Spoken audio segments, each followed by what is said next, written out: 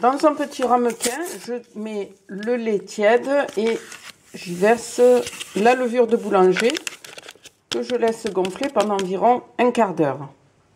Dans la cuve du robot, je réunis mes ingrédients, la farine, le sucre, la cannelle.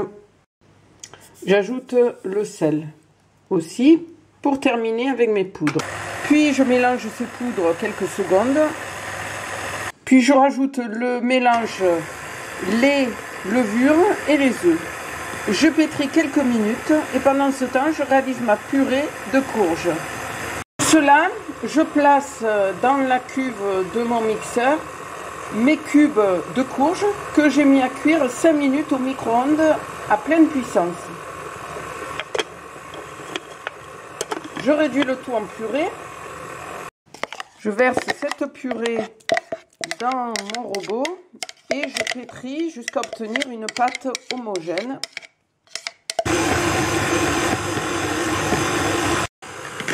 Et je termine par l'ajout des cubes de beurre. Et je pétris pendant 10 minutes. Une fois que ma pâte ne colle plus au doigt et qu'elle se détache du robot, je couvre le bol de mon robot et je laisse gonfler 1h30 près d'une source de chaleur.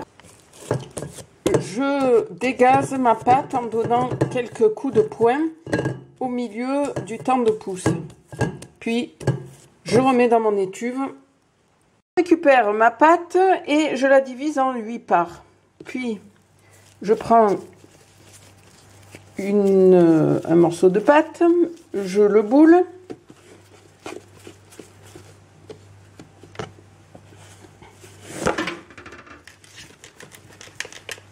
Je fais une croix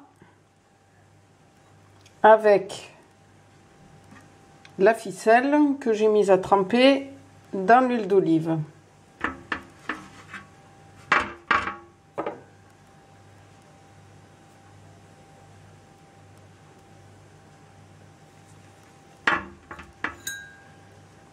Je dispose au centre mon pâton et je noue chaque morceau de ficelle sans trop serrer.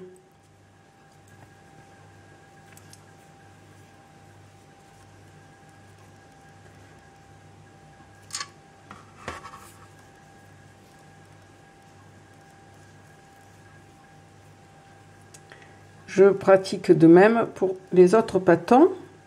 Puis je couvre. Je laisse pousser pendant, on va dire, une vingtaine de minutes, le temps que mon four préchauffe à 180 degrés.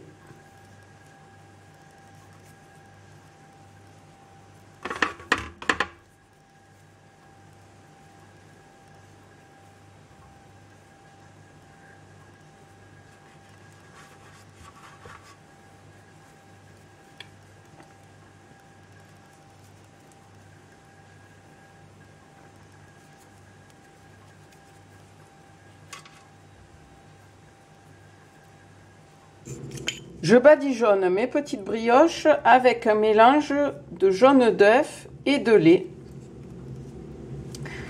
Et je les enfourne pour 12 minutes, donc à 180 degrés.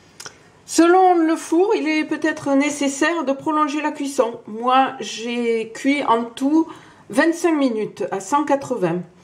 Ensuite, j'attends que mes petites brioches soient refroidies pour retirer la ficelle. Et ensuite, je n'ai plus qu'à planter un morceau de bâton de cannelle et pour simuler la queue de la courge. Et mes brioches sont terminées.